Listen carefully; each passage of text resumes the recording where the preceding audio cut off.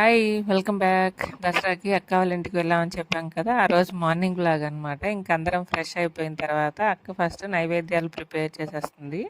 ఒక్కొక్క దగ్గర ఒక్కొక్క ఆచారం ఉంటుంది కదా! అక్కడైతే ఇలా ఫస్ట్ తీపి దోస ఒకటి వేస్తారంట. తర్వాత పరమాన్నం, కొంచెం వైట్ రైస్, చప్పడి పప్పు వేసి మడపిల్ల కింద పెడతారంట. ఇంట్లోనూ అలాగే గ్రామదేవత దగ్గర కూడా పెడతారనమాట.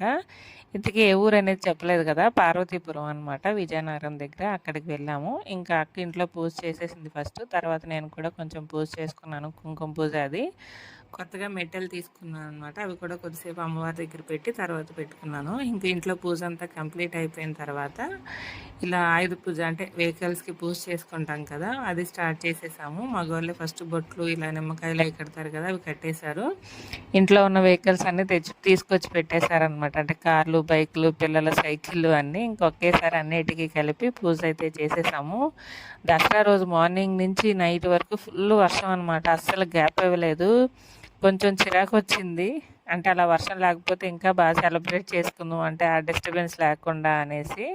కానీ హ్యాపీగా అయ్యిందనమాట దసరా అయితే. ఆ వర్షం కూడా లేకపోతే ఇంకా బాగుండేది. అంటే మార్నింగ్ పూజ టైం వరకైనా కొంచెం గ్యాప్ ఇచ్చుంటే బాగుండేది అనిపించింది.